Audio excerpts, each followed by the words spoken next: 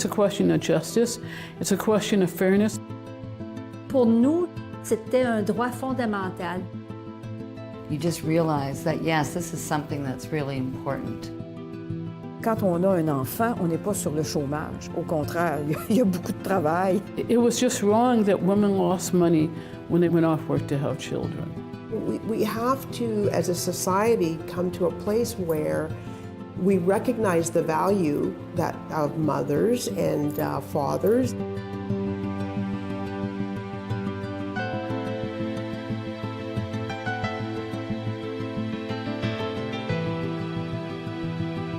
Before paid maternity leave, if you were in a marriage situation, it was regarded that you had to leave your job. Morally, you should leave your job and look after your children.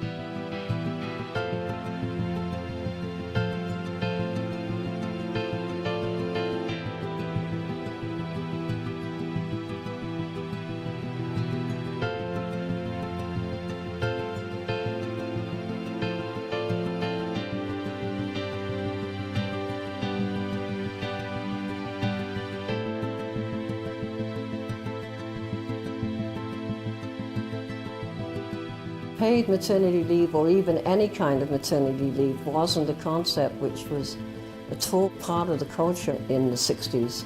It's something that people began to struggle for in that period of time. Et on part de 60-70. C'est vraiment là où on voit des orientations qui sont prises en congrès, dans des mémoires. C'était une société complètement différente aussi. Les femmes travaillaient moins, elles étaient plus à la maison.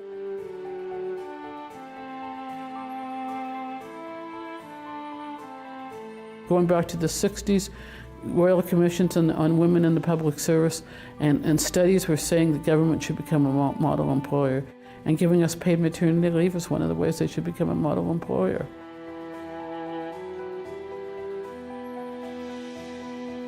When the commission went across the country in between, in the late 60s, interviewing women, it was at that point that women's movement began to focus on issues of working women. When I had my children, I had to quit my job. You then had your child and stayed home for as long as you could, economically speaking, and then looked for other employment. Il y en a qui l'ont perdu leur emploi à cause de ça. Faut pas se leurrer, là. Aussitôt que ça commençait à apparaître, on s'en débarrassait, puis on disait, bon, parce que c'était mal vu de porter un enfant, c'était aussi pire que ça.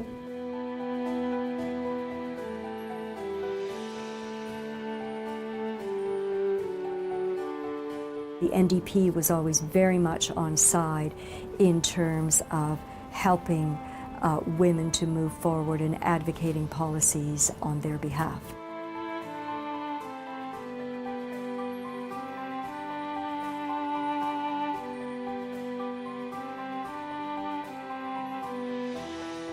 A lot of people just can't take it because they can't have that low of an income level.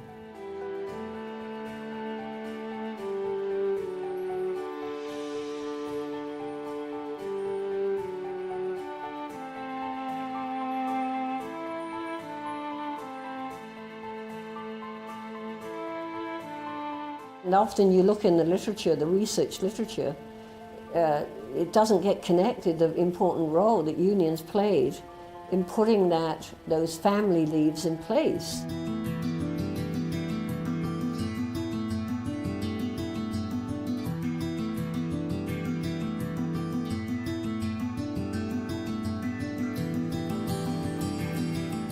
Quand on parle de Front commun, on parle d'une solidarité entre les grandes centrales syndicales de l'époque. Et à chaque négociation du secteur public, on s'entend sur des priorités. Et on voulait, à cette époque-là, faire une percée significative au Québec pour qu'on puisse améliorer les dispositions de l'assurance chômage de l'époque. Et évidemment, il y a eu des manifs, c'était une époque où ça bougeait beaucoup au Québec, il y avait beaucoup de confrontations, mais c'était une priorité de négociation, il ne faut pas oublier ça. Et quand on a une priorité dans la négo, ça devenait un incontournable. C'était un consensus des grands joueurs qui s'est dit on va tous frapper sur le même clou en même temps. Puis à partir du moment où le secteur public arrivait à une percée, c'est sûr qu'à un moment donné, ça donne des arguments au secteur privé. Tu sais, la lutte, c'est de même, c'est que tout le monde, on dit, c'était ça, tout le monde frappait à la même place. C'était des priorités de négociation, comme Carole le dit. On fait des choix, ça a été les choix de la société à l'époque.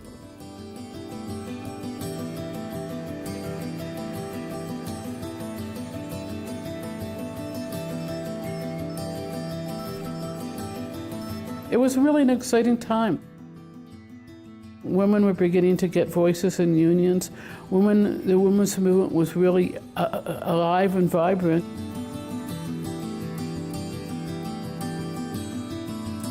We were very concerned about sort of the direction of the labor movement, that it was still had a very Cold War mentality, that it wasn't embracing issues like women's issues and progressive ideas. There was still men in the post office in those days saying, you shouldn't be here, you're taking a job from a man who provides for a family. You know, never mind I was a single parent. I think Jean-Claude Perrault understood that the young progressive women in the union were a positive force for change. I think he understood that really well, and I think that he understood that he had embraced it, even though he knew that sometimes we made him profoundly uncomfortable.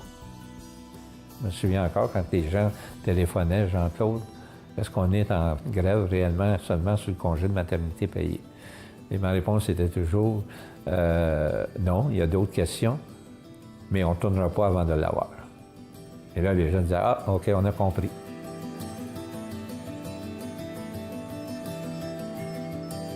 It was a hard struggle. There was all this hysteria about, oh, everybody's going to get pregnant. It's going to, and they're going to get pregnant all the time, right? As if, give us a year off and women will have multiple children. It was just that kind of absurdity. Bargaining isn't only about cost, bargaining is about ideology. And Canada posts two arguments, way too expensive and we shouldn't be providing this, it's the role of the government. Ils nous offraient des augmentations de salaire assez substantielles, puis ils ne voulaient pas nous donner quelque chose qui coûtait moins de 2 sous de l'heure. Alors, une fois que les journalistes, les médias ont compris ça, on a dit, mais c'est quoi le problème? Everyday members became more committed. It was amazing. I mean, it really was amazing. We couldn't win on our own. By the end of that strike, we had women's groups on the picket line. We had a strong support. La grève n'était pas le sujet discuté dans l'opinion publique. C'était le congé de maternité qui était discuté. Et ça a été la première fois, à mon avis, qu'on avait un débat public sur une question de négociation et non pas sur la grève.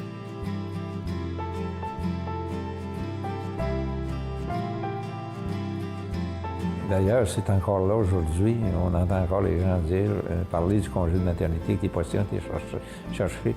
Il y a toujours une certaine fierté.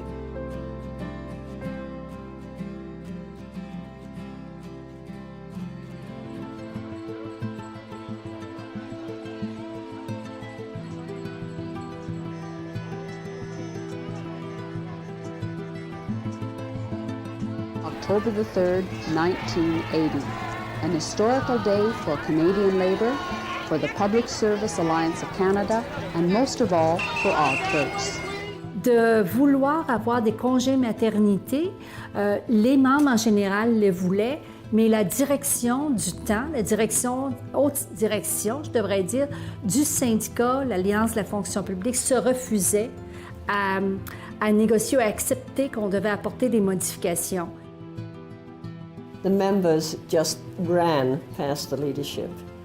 I will never be cynical about the possibility of people rising up. You look at the cost of living today, you look at the number of single mothers who are in the CR groups. I believe 77% are women in the CR group. I mean, it's just not fair.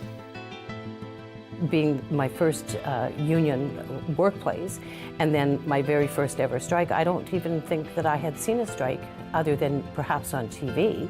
And then to be out picketing, it was exciting. more than 15,000 clerks and supporters ranged city blocks and marched through the downtown area for 3 hours. The demonstration was so large, so impressive, that it caused everyone to take notice. By Wednesday, a tentative agreement had been reached, and it was a package to be presented for a vote by the members. 22,448, or 71.2%, voted in favor of the tentative agreement. Of course, not everyone was completely satisfied. There are still many issues to carry on to the next session. The only thing that keeps us all pushing onward, all of us, the only thing that keeps us going is the solidarity and absolute determination shown by our CR members from coast to coast.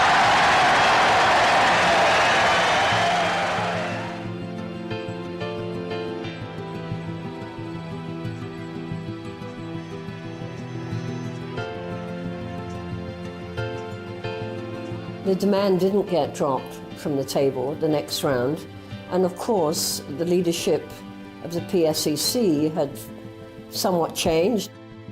What happens for all of us when we're on a picket line is we learn about the struggle and what's going on and what are the demands, and so that demand for paid maternity leave then became part of the consciousness of many members. When you come together as a collective and you work together, you're that much more powerful.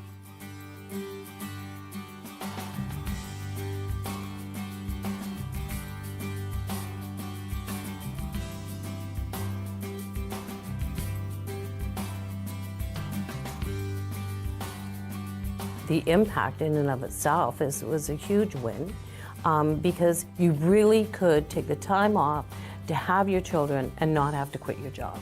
What a novel concept. And so from my perspective, and I think from the union's perspective, it was a huge one. It was a huge gain for working women.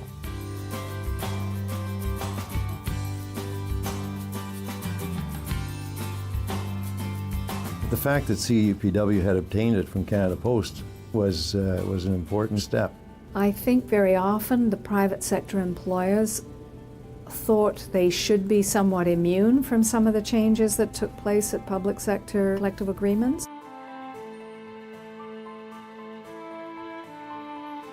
Profit was their main motive for operating, and so in that vein they could see that any additional benefit that was given to their employees would be potentially less profits for them. It was quite an oppressive work environment for the telephone operator, and we had very few rights in our collective agreement at the time.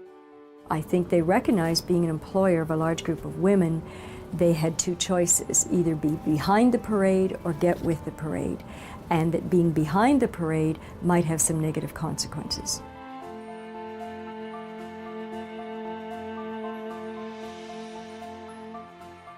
I think there was a belief through the employer that women worked and it was a second income and it was for spending money. You know, the operators came together saying, no, we're fighting for a living income, not just to have spending money.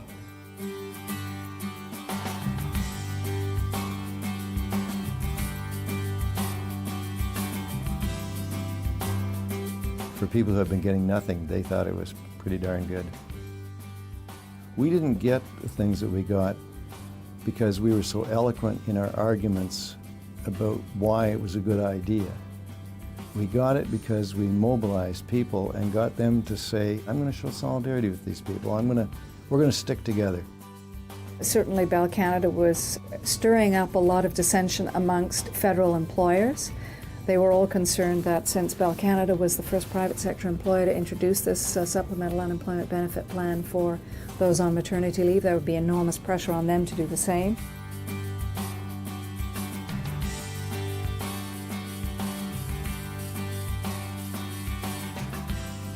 Oftentimes the things that we do in the labor movement are the breakthrough, and then it spreads through contracts, and then it went farther than that because then people who don't have the benefit of being part of a union started to say, well, wait a minute, why isn't that part of either human rights legislation or labor standards? Je pense qu'il est important de comprendre que le congé de maternité payé n'est pas la seule question quand on parle de congés parentaux. Mais dans le congé de maternité payé, il est évident que si tu n'as pas ça, le reste n'est pas aussi important. When anybody was thinking about having a child, it was only ever thought that it was the women who were going to be off work, both birthing a child and then starting to raise them. But subsequently what we've seen is the introduction of parental leave, which started off in 1984 as just a 10-week period of time that could have been taken by either men or women. There's far greater consciousness now that by young men that they want to play a full parenting role, and I think it's been an interaction that there's both these demands then for greater leaves. It was in 1990 that this parental leave was introduced if you were adopting a child.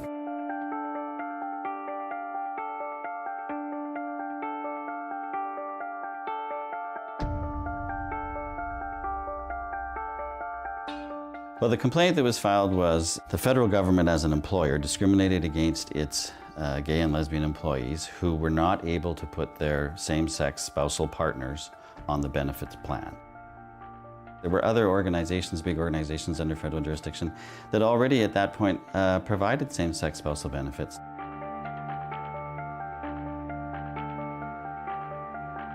Well, there's certainly a liberation in being out and, doing what you can to overcome discrimination that you face.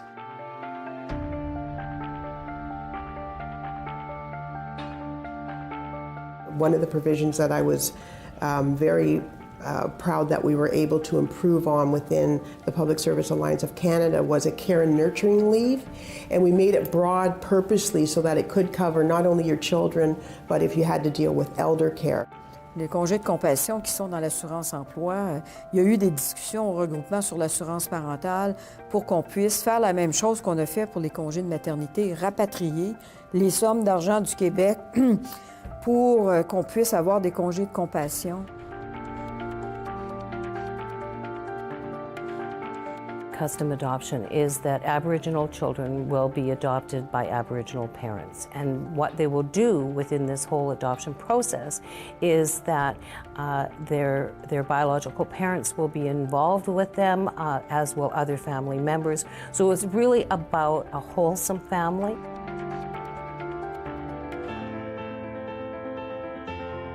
What we're finding is that the 15 weeks of sick benefits to which people are entitled under employment insurance at the present time is really not adequate for many people who have illnesses that may require long treatment. Mais c'est pas terminé, on a encore du travail à faire, des défis à relever.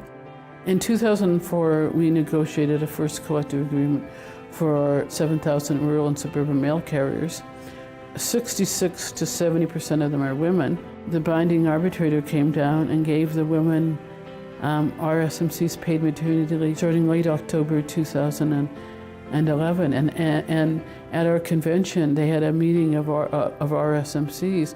One of the women was pregnant and she was crying because she was so happy. We've done a reasonable job, I think, on continuing the fight, because it's not one in every workplace, but continuing the fight for paid maternity leaves, for top-ups for unemployment insurance. We need to protect the rights we have and continue to try and move forward the rights for women and for families. There's lots left to do in terms of employment equity, pay equity, child care. These are issues that need attention. Ces enfants-là, ça va être vos futurs travailleurs. Pensez-y, là. On est prêt à faire n'importe quoi, puis on n'est pas prêt à soutenir ça. Fait que c'est un changement de mentalité. Alors, moi, je dis toujours, soyez militants, soyez actifs, puis poussez les idées, puis il ne faut pas lâcher. C'est le seul moyen de changer les choses. I think change happens when you have hope. I think change happens when you have inspiration. And I think change happens when you have solidarity.